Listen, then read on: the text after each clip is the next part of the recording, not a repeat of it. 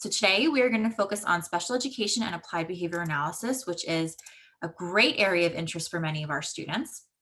So as I mentioned, my name is Erica Johnston. If at any point you have questions, please feel free to type those in the chat or to shout them out. This is a very brief presentation before I yield the floor over to our alumni speakers and students just to have, again, a low-lift Q&A.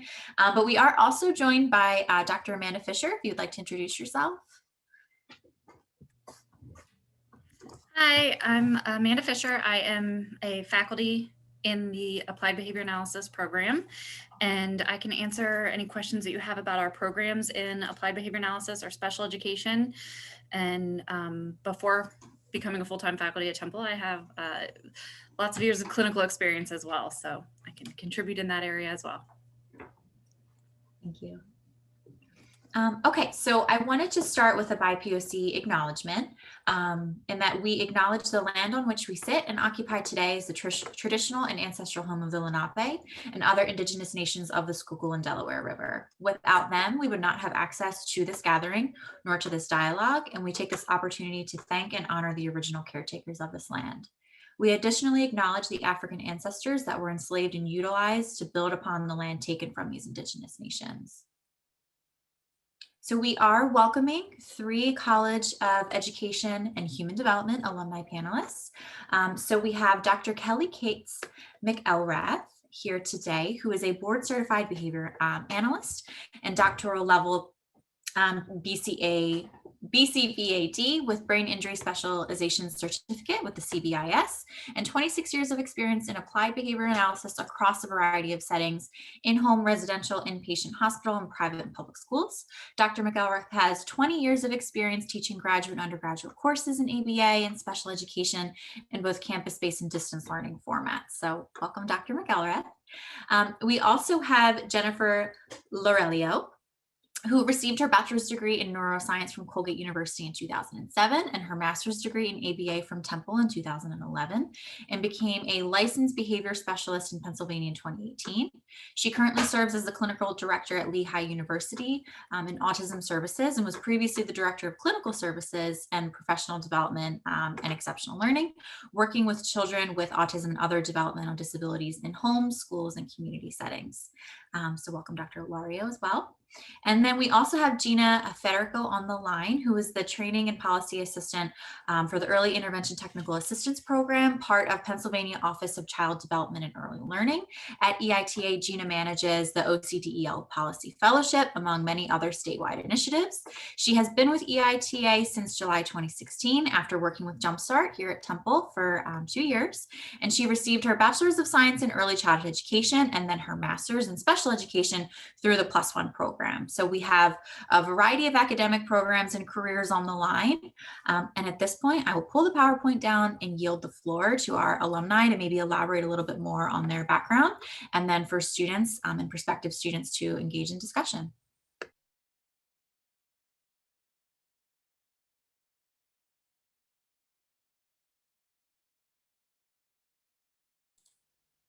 Do you want me to start, Erica? Do you have any preference? Sure, Gina, no preference at all. Thank you so much. Okay. Hi, everyone. My name is Gina. Like Erica said, I'm a Temple alumni. I got both my bachelor's of early childhood education and my master's of special education at Temple University. And now I work for the State Office of Child Development and Early Learning with our early intervention program. I provide training and technical assistance to programs across the state and support some programs directly here in the central region. If you are not familiar with early intervention, it is the federally and state mandated program that supports learners birth through age 5 if they have any kind of delays, disabilities, either related to their school or just school performance or just diagnosed disabilities. And so it's a really nice blend of both of my degrees, and I am excited to talk to you more about it as we go.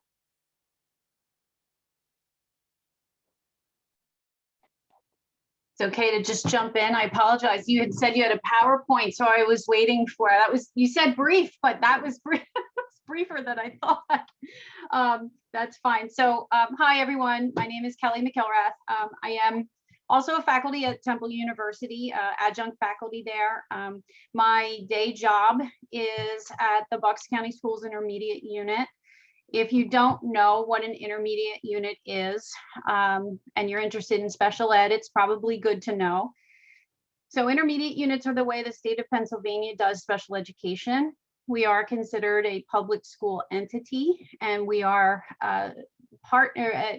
I guess really the best way to describe it is we partner with the 13 school districts in Bucks County to deliver services. And so this is a statewide, not just Bucks County. We do this geographically. So Bucks County has its own IU, Berks County has its own IU, and so on. There are 13 districts in Bucks County.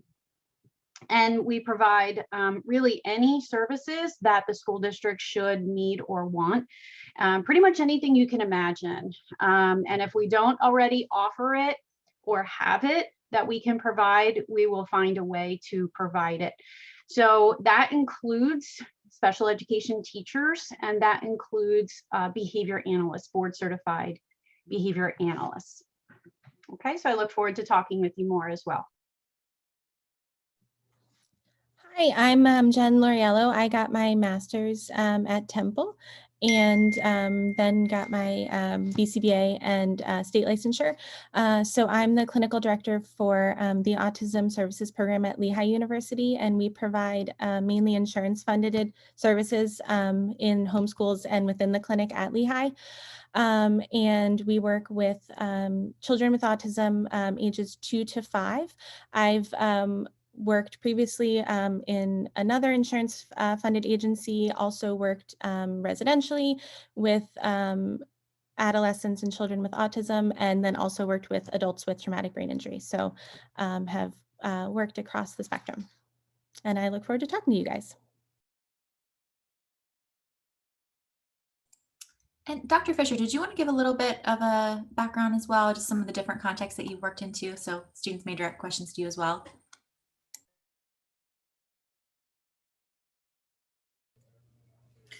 Erica, was that to me? Sorry, my internet cut out for a second.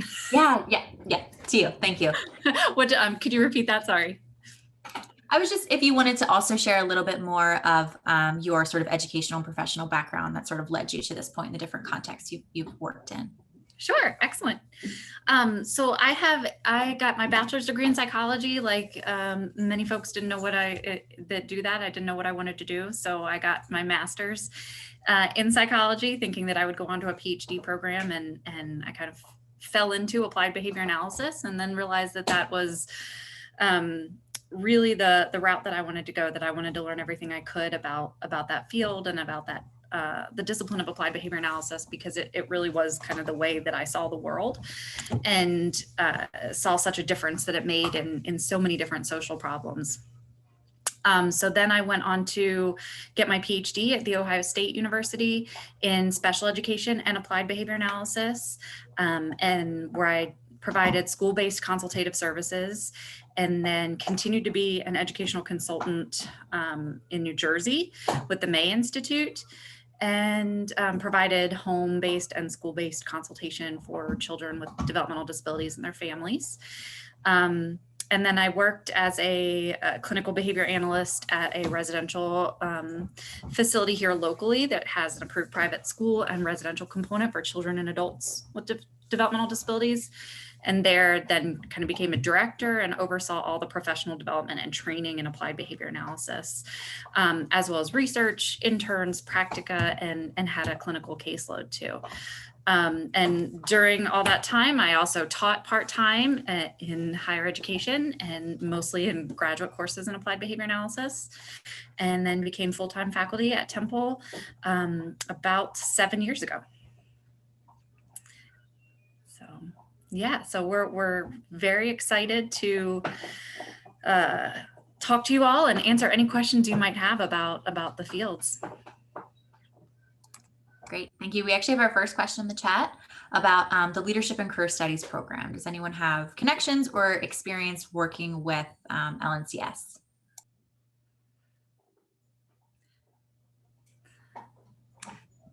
So I think LCS might be more recent.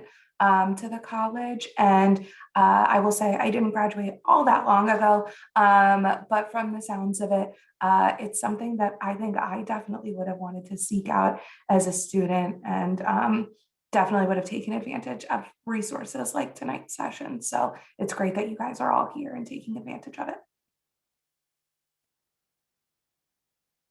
Yeah, AJ, if you'd like to share, please. I actually, in the fall, I actually had fall and summer. I had like an internship with the college in ed and leadership and career studies and IOD.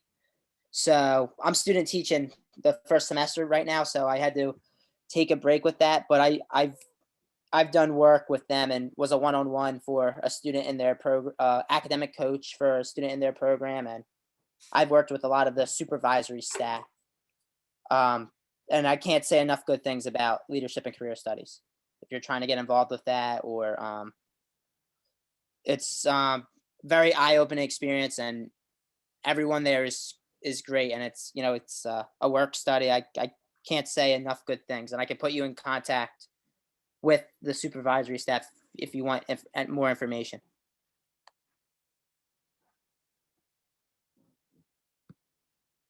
And I would just, to echo that, the Institute on Disabilities in general, the IOD, is a great resource and a great center that has a lot of great initiatives. So I definitely recommend looking into their website.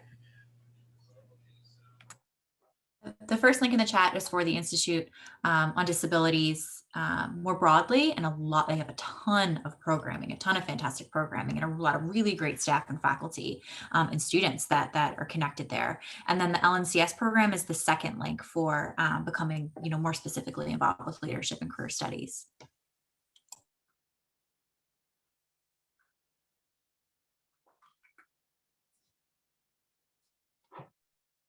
Feel free to unmute yourselves, type questions in the chat, or just, you know, direct questions to specific people, or just out, you know, more broadly. I guess I have one. Hi.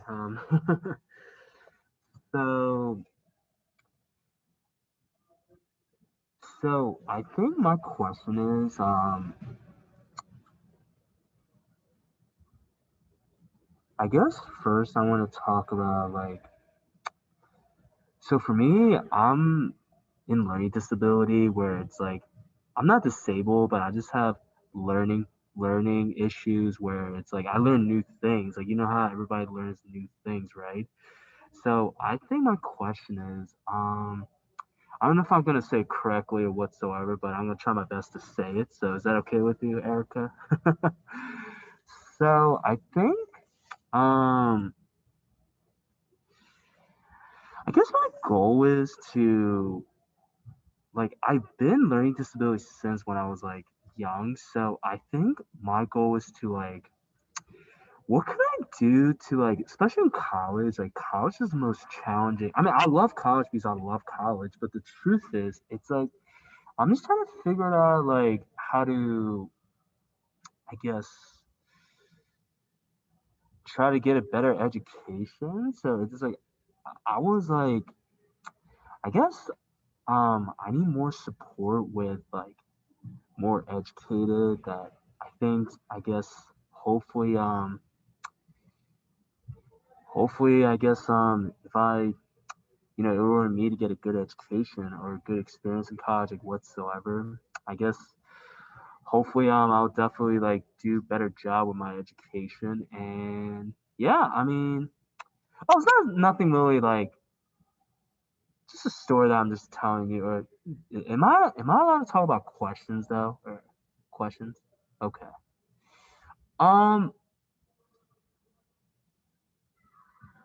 So what do you guys do, by the way? Do you guys, like, help out with education as well or something like that or whatever? Or, I'm just curious.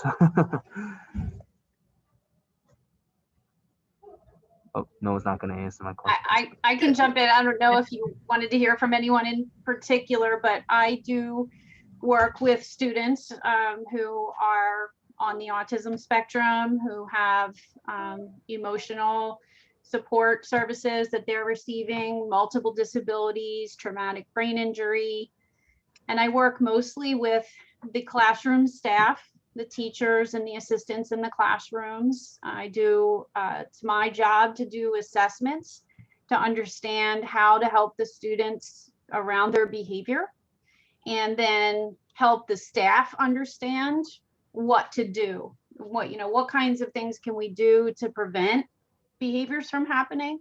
What kinds of things can we do in the classroom when the behavior happens? And then train the staff in those procedures, help them with collecting data or other information that we might need. Mm. Yeah, I'm just here for it. I'm just here to talk about education. That's what I'm here for. I don't have some problems or whatsoever. I'm fine. I just have like learning problems, and I guess just a question. I guess. Sorry about that. I don't know if that's okay. Yeah, I think Amy actually put a great resource in the chat if you're not familiar with disability resources and services, and they provide a lot of support to our students at Temple University who may need additional educational support.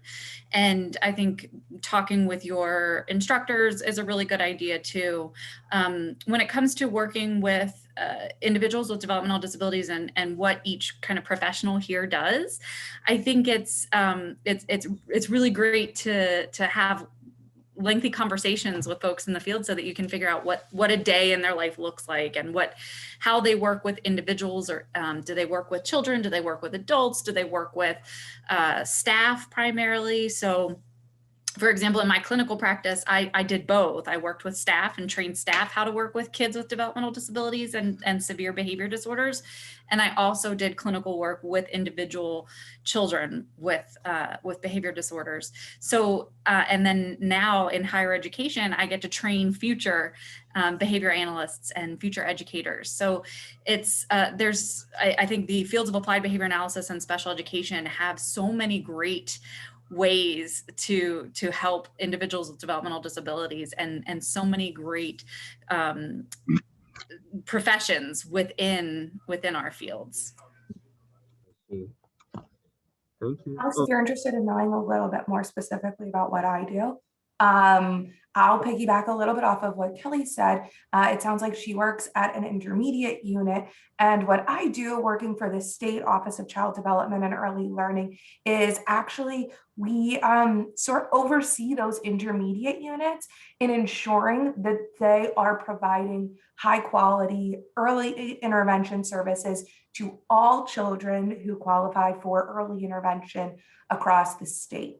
And so I actually, the last work thing that I did before the pandemic last year was spend 3 days at Bucks County Intermediate Unit doing some federal and state monitoring, our verification process on the program to ensure that they are up to compliance and really making sure that each kid is having their IEP implemented correctly and on time and is meeting those goals. And so that is probably the nitty gritty of my job, something that doesn't come up that often.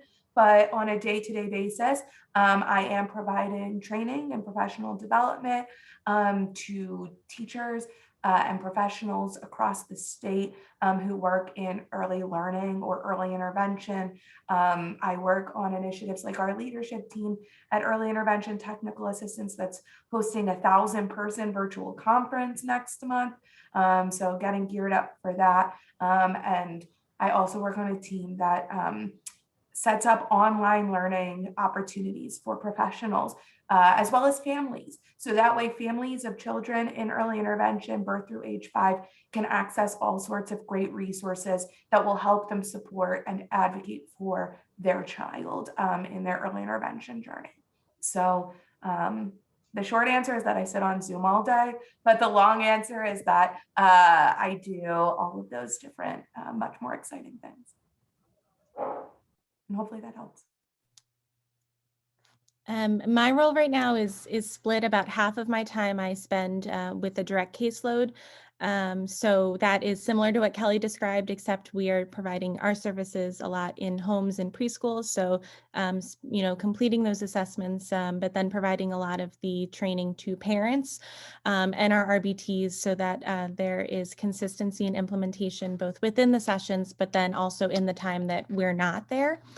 And then the rest of my time is spent in providing a lot of training and supervision to the staff that work within the clinic to really kind of mold the next generation of BCBAs.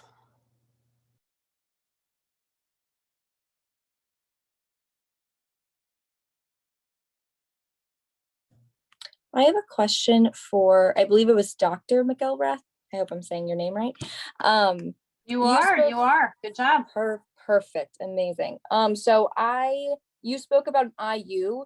Do you mind again saying what that stands for? Because I missed it when I was writing it down. And then also you spoke about how you partner with schools and you provide services. Does every public school have an IU? Or is that specific for your where you're working in your county? Sure. So IUs are intermediate units, and they are divided in Pennsylvania geographically. So in Bucks County, we are intermediate unit number 22. So each one is numbered. And so in Bucks County, we serve the 13 school districts. So that means that any school district in Bucks County may use the intermediate unit for services, how they choose. Sometimes those services involve us pushing in some way. Sometimes it looks like them sending students to our programs that we offer on behalf of the district. So, and that's why I say really anything you can imagine. We have vision services, we have physical therapists, we have hearing therapists, speech therapists, occupational therapists. We employ principals and administrators. We help with job searches for superintendents. There really is no limit to what we will do if a district is asking for it, because it's our job to support them. And then part of our job is to train them to provide their own services, right? We're not just in it to, we'll take your kids and, you can just pay us and we'll take them over here and it's all good. Sometimes that happens because it's in the best interest of the child, but ultimately our goal is to train the district to be able to provide their own. So they may rely on us for a time, but so the nature of our work is it changes quite a bit, in terms of where you might be assigned or where you might be located. Even if you're a special education teacher, you might have a classroom in one school district this year, but now next year you have a classroom in another school district because that school district decided they're going to try to take those kids back, if that makes sense, right? So it's sort of this ever evolving need from the districts that that we look to satisfy. So does every school have access? Yes. Does every school choose to use intermediate unit services? No. Sometimes it will wax and wane. Sometimes, and a lot of it is, budgetary. They're looking at, well, if we contract with the IU, it'll cost X amount. If we use our own people, if we hire our own people, so there are those concerns as well for the districts, I'm sure, that factor into it. And so they all have access to us. Philadelphia, I believe, serves as their own intermediate unit. They do not have a separate agency like we do in Bucks County. The Bucks County Intermediate Unit is located in Doylestown, so it's central. Bucks County Intermediate Unit employees' salary range is an average of the 13 school districts in Bucks County. So in that regard, and the reason I mentioned that is we are never in competition with the school district. Sometimes our staff get hired by school districts. It's always just kind of this, ebb and flow of we have needs, we have people, how are we best meeting kids' needs and what does it need to look like? So I hope that answers your question. Absolutely. Thank you so much. Stacey, if you don't mind, if I build off of what Kelly said, I actually also work for an intermediate unit. I work for Tuscarora Intermediate Unit 11. And my intermediate unit, while doing all of those things that Kelly mentioned, providing services to school districts and students and families, sometimes intermediate units also support the direct work of the state, and they can like ideal and work in a much more fluid manner. So we're technically considered a business partner at EITA. We work for the intermediate unit, but we work for the Office of Child Development and Early Learning. And we have some unique programs such as Parent to Parent of Pennsylvania that trains parents to support other parents of children with similar disabilities or medical diagnoses. And so there's some really unique programs that vary across intermediate units. And if you are interested in sort of a non-traditional career path in education, I do recommend checking out the intermediate unit where you're located or even across the state to see what kind of programs might be housed in any intermediate unit. Like I said, I'm with Tuscarora Intermediate Unit 11. It's located in McVaytown, which is a town I've never really heard of, about an hour and a half from Harrisburg, where I actually live. It's a tiny intermediate unit. Literally the only directions are that it's across from a tractor on a hill. But we do some really amazing work across STEM and parent advocacy and all sorts of exciting things. So I really recommend checking that out. Gina, I have to tell you, my husband's family, my husband's parents are from McVaytown. I have seen the Tuscarora IU. We drove by it. My husband says, see, if we live here, you could work here. There's a job for you. There's 6 desks. It's fine. It is Mostly a very home-based. small building.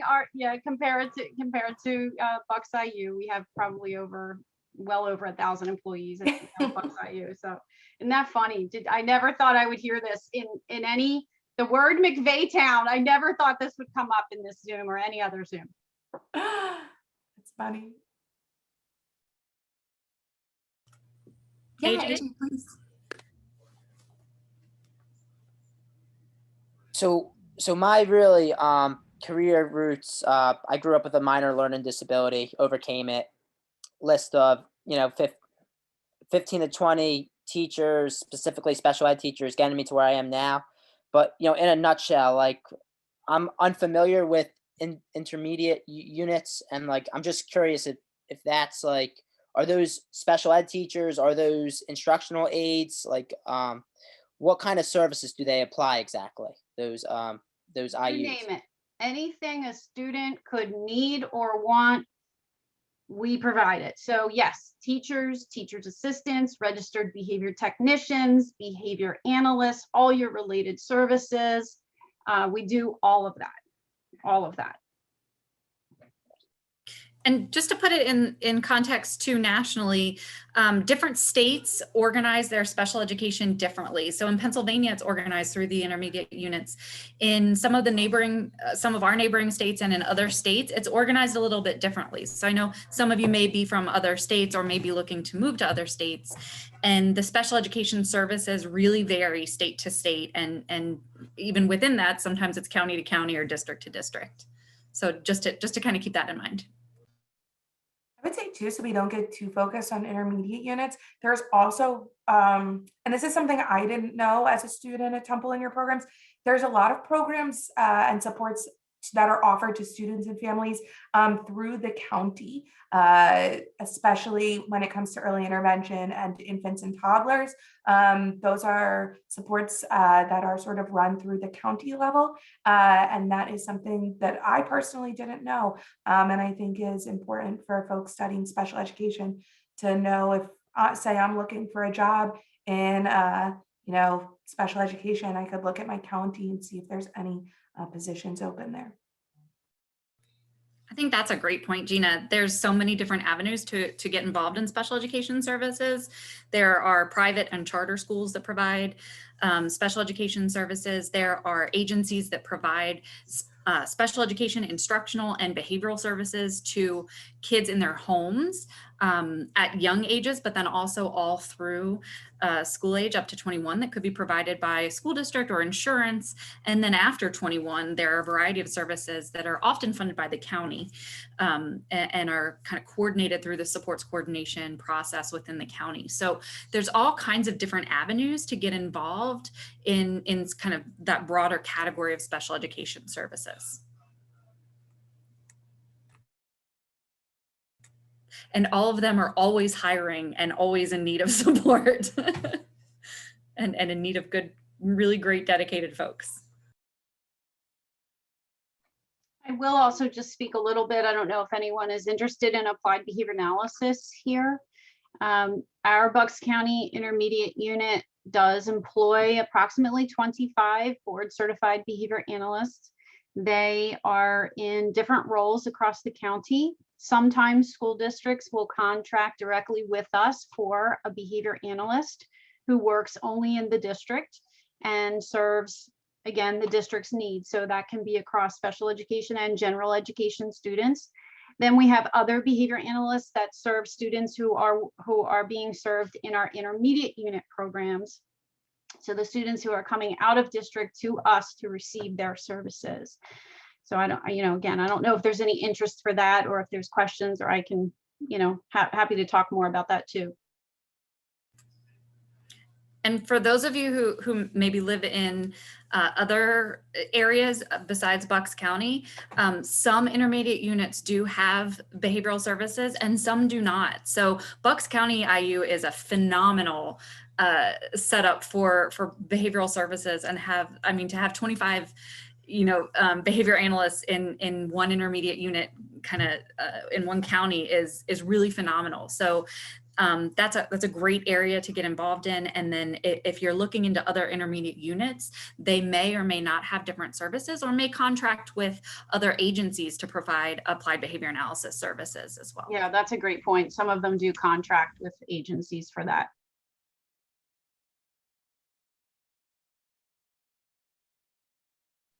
I have a question. This question is directed towards everyone.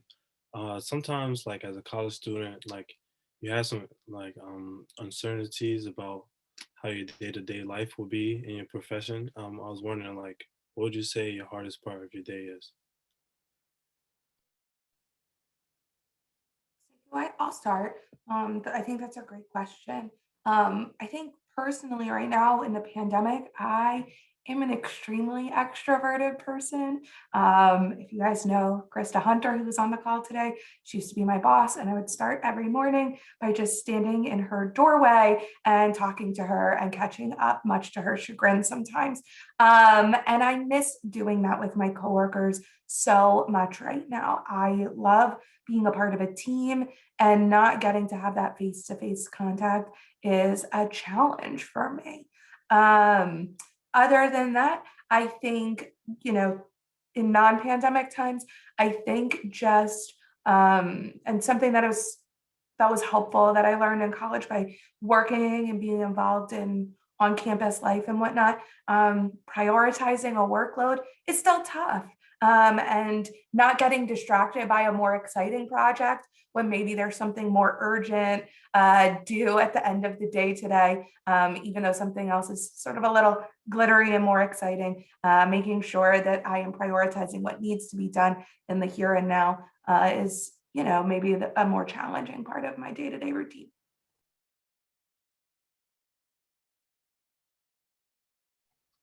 I can jump in. Not going to lie, when you choose to work with challenging behaviors, it's not always glamorous and sometimes dangerous. So there's an element of stress there, sometimes with the nature of, of that kind of work. But I do enjoy what I do, and I do enjoy the students. So it's a nice balance, and I have a strong team of other professionals that I work with. And I think that's important as well, because sometimes you need that team support to just kind of debrief.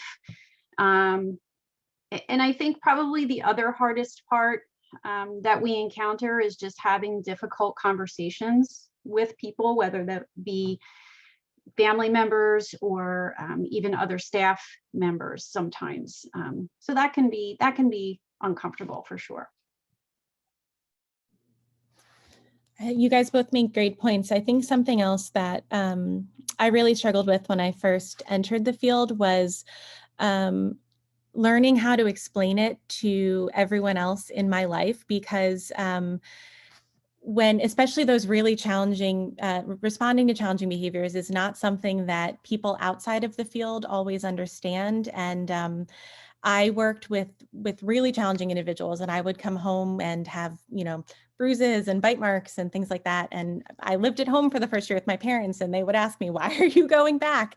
And so learning to develop a community of people who you are able to kind of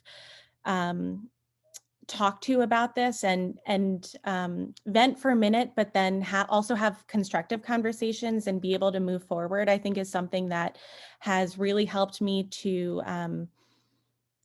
become stronger as a clinician and more resilient within the field. Jen, I feel like we're sort of twins. We just live the same life. If you've figured it out how to talk to people about what you do, let me know and have it, make sense to them, because that's definitely right. And explaining the bruises and explaining all of that, it's just, it's tough, and you end up just not really talking about it, I think.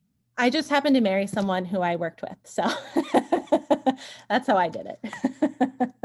I think it is so hard to explain that. I mean, just in general, developmental and intellectual disabilities are people typically have kind of know one or two people that may have one, and that's what they think of, but they don't understand kind of the wide array and the vast spectrum of disabilities and needs that children and adults may have. I think for me, when I think of talking to people who are going into the field of special education or applied behavior analysis, I like to talk about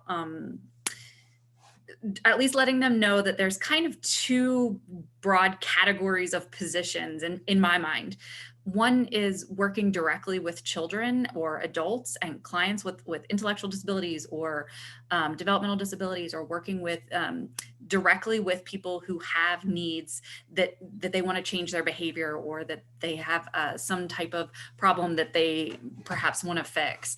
And then the other is working with other people who are then going to work with similar clients. So you're kind of either working directly with a client and changing another person's behavior by modifying their environment and helping them to modify their environment, or you might be working with other people, a lot of times typically developed adults, who are teachers, families, staff, legislators, higher educators. It may be a variety of other people where you're trying to help them to change someone else's behavior, or help them to train other people, or you're training other people who are then going to work with the more direct clientele. And again, that can be intellectual disabilities, developmental disabilities, but in the case of applied behavior analysis, it could be a lot of other populations too: substance abuse, anxiety, depression, general education, parent training. Could be a real variety of applications of applying our science and our discipline to a variety of social problems. So I kind of think of it as that. And a lot of people often get in the field because they want to work with maybe small children with intellectual disabilities. And then kind of as they grow in the field, they end up becoming a supervisor, and then becoming a director, or kind of moving up, and then primarily working more with adults and staff who are then going to work with those clients and teaching them and kind of shaping that next generation of educators or behavior analysts, or helping parents and helping other people, so that you can reach even more kind of clients or persons, if you will. Great point, Amanda. And I think something that I didn't realize, like when I graduated from Temple with, degrees in early childhood and special education, that I would be working with training folks to implement plans of safe care around supporting children whose parents are experiencing substance use disorder. And so I think as you guys go through your education and start setting out on career paths, know that it might not look like the traditional teaching job that you anticipated coming into Temple's College of Ed.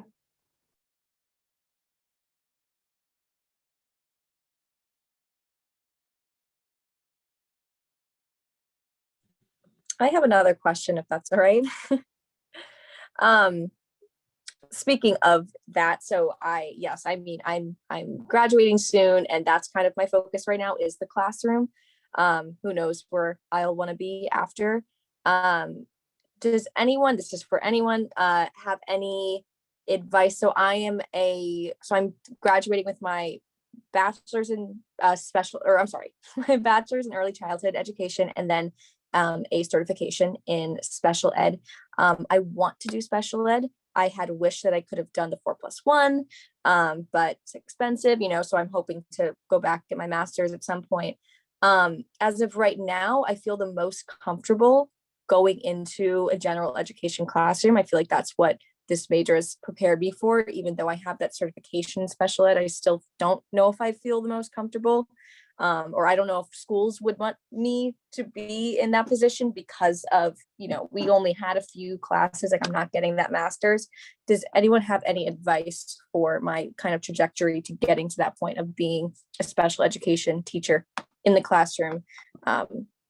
Yes, please. I just want to say that if you're thinking of general education versus special education or a private agency or in-home services or whatever, I think the more important question is when you go to find who you're going to work for, look for good mentorship and good training and good professional support.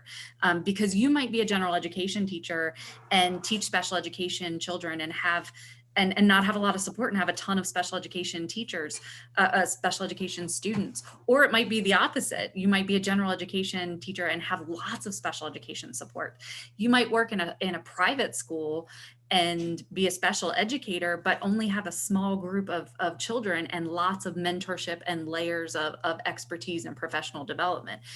And that could occur in a private school, in a charter school, in a public school, in a self-contained classroom, in an intermediate unit, in a home agency. So I think the more important question is no matter where, or to me, the more important thing to look for in a job is no matter where you go, look for good mentorship and support, because nobody starting out, no teacher, no clinician starting out is going to know everything and know how to do everything on their own. So if you find a program, whether that's a school in a general education setting, whether it's an intermediate unit, whether it's a private school, whether it's an agency, look for somebody who's going to mentor you and support you, and systems in place that will support you to learn the things that you need to learn to do your job well.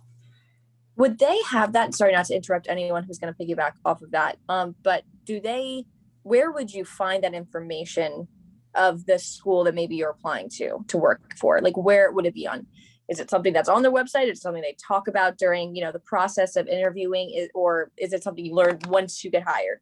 That's a great question. It could be any of those things. So I think it's more likely to be, on a website or in promotional materials if it's a kind of private or standalone type of agency or company or school, I think.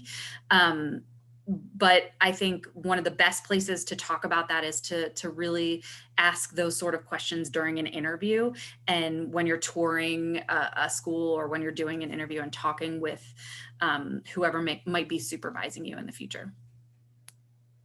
I would say sort of two answers to your question. So one is that I'd encourage you to not look at special education in just such a black and white sense.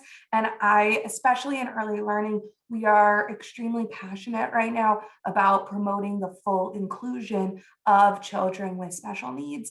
And so I would hope that you walk into an early childhood classroom even, and there are children with special needs, and there are children who are typically developing, and that you can provide those supports all in one space, right? And so, and of course, we know the more that children are included in the early years, the more they'll be included as they go through their traditional schooling experience. And so think about trying to just create an inclusive environment and look for that. But I would encourage you, if you're interested in getting a master's, it is expensive. As someone who did the 4+1 program, I feel that every day.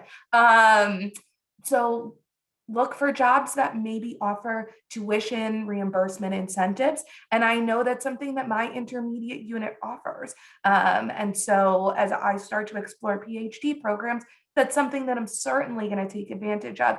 And I have coworkers getting masters, and that's something that they offer to all employees, whether it is a teacher in an early learning program, or whether it is, somebody who's providing in-home supports, or in a K-12 setting. So definitely something to consider.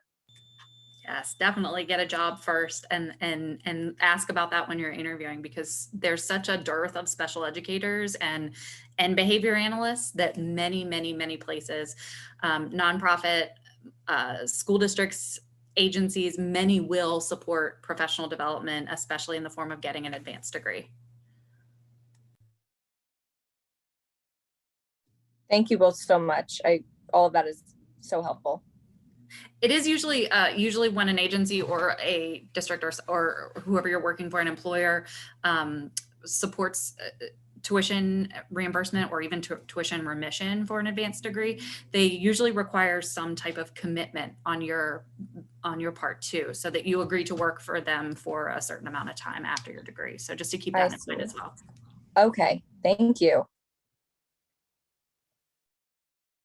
If I may ask another question, I think during my experience as a college student, I majored in psychology. So like psychology is a broad field, and there's so many different subfields to psychology. And I think about like last semester, I figured out I want to be a behavioral analysis. Tracing back to your college experience, going back, would it be anything you guys would change throughout your college experience or do instead of doing something else? Hi. So I would not change anything. I did also start out in psychology. I knew that I was drawn to disabilities. I was drawn to behaviors, and I knew I wanted to do that sort of work. I just didn't know what it could look like at the time. I worked for, at the time, believe it or not, Temple University had a residential facility. And I worked there. And some of our students, or some of the residents there, were very, had significant life-threatening, challenging behaviors. And that was sort of my first introduction to this concept of a plan or a strategy that someone could put into place to try to help, right? And that really intrigued me. I went on to get a master's degree, but again, I was not very clear on how to get where I thought I wanted to go. And I enrolled in a counseling program, which was not a great match for what I wanted to do, although I don't regret it. But along the way, I was able to gain some really helpful experience working with people with disabilities in a hospital setting. And that's kind of what really, for me became the focus. And that was, okay, this is what I want to do. This is what I've been trying to do. And then I sort of backdoored my way into education. I was never really interested in being a special educator per se, but it ended up that, I spent some time in a private school after the hospital setting and then moved into the public school setting. So in some ways, one thing leads to the next. But so that's kind of how it happened for me. I would not change anything. I was a neuroscience major undergrad, and I ended up coming home from college and started working as a direct support professional at a local residential program, and had never heard of, ABA before that, and really kind of fell into it. That program had a partnership with Temple, so that was how I was able to get my master's degree. So I actually took advantage of the remission that they offered, and they paid for the large majority of it. And so I really kind of fell into it. And I think this is really what I was meant to do, and I would not have changed anything. But honestly, before that, I thought I was going to do some sort of clinical psychology and probably would have liked it. But I have a very analytical mind and enjoy all of the data that we collect and things like that. So I think that everything that I learned kind of helped me where I am, but I think it all ended up working out. And I would say, when I was 17 and started my freshman year at Temple, I would have told you I am going to be a second grade teacher back in my hometown in Pittsburgh. And that's going to be what I do forever and ever. And then I found the Jumpstart program while I was at Temple. If you're familiar with that, that works in preschools. I fell in love with working with preschool children. More importantly, just super fell in love with the Jumpstart program and everything that they stood for in training college students to work in preschools. And then after a challenging semester of student teaching, I sort of knew that the traditional teaching path wasn't for me, but I was going to finish up my 4+1 program, stay involved with Jumpstart and try and get my foot in the door there. And that's exactly what I ended up doing. Timing things just worked out really well for me. I don't want to like sound super cheesy and lame and say everything happens for a reason, but I think ending up in that 4+1 program and then starting to work at Temple with Jumpstart while completing that 4+1 program is sort of exactly where I was meant to be and set me on a path of becoming just a professional trainer of teachers, and grateful every day for that Jumpstart experience. And I wish I had spent less time stressing about not wanting to be a teacher while I was student teaching, and that I had just let that experience be what it was and know that I didn't have to teach at the end of it if I didn't want to, rather than crying every day knowing it wasn't the right fit for me. That is such great advice, Gina. And I think that's a great take home point, is understanding just that there are so many different career opportunities within special education and applied behavior analysis at so many levels, and working with so many different types of people. So if you haven't found your fit, just keep exploring. I know when I was an undergraduate and a psychology major, it wasn't until my last semester of my senior year, I did an internship and it was as an ABA therapist with a young child with autism. And I was like, oh my gosh, what is this stuff, ABA? I wish I'd have known about it sooner. I wish I'd have taken classes in it. I wish I'd have known that this is where I wanted to go so that I could learn more about it earlier. But I think as an undergraduate, just making sure that you keep your GPA up so that you're a good candidate for graduate school, and that you just do as much research and get as many varied and diverse experiences as you can to just try things out, because once you're stuck in a career, it's harder to change. So try as many things as you can. And just know that the people that you meet while you are in college, in terms of those professional experiences, semi-professional, volunteering, whatever it may be, those could be people that you really want to work with, or who could set you up for really amazing jobs later down the line. When I went home on summers, when I was in college, I taught science camp at the Carnegie Science Center in Pittsburgh, and one of my kids' moms ended up getting a job at Octel and helped bring me to my job at the state today. And so I would encourage you to always have a professional face on. You never know who you might meet, who might be able to set you on a path to a really successful career. Gina, that's a great point. I did one of my practica during my master's at Temple, and then a few years later ran into my supervisor at ABA, the large conference for behavior analysts every year, and he let me know that they were looking to hire a behavior analyst, and I was starting to decide that I wanted to make a career transition, and ended up making a move to go work with him. And so it was a really great transition to go work with someone who I had worked with previously, and I think I kind of had a bit of a leg up because he was able to put a good word in for me.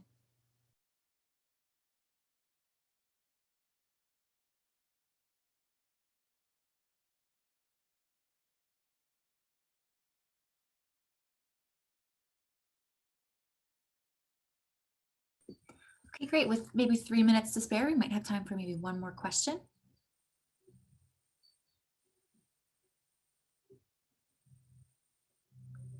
Okay. Well, I think that's a great place to end it, on the importance and value of networking. Speaking of which, for any students or prospective students on the line, please send a thank you note to each of our speakers. I certainly will be with the recording and the information as well.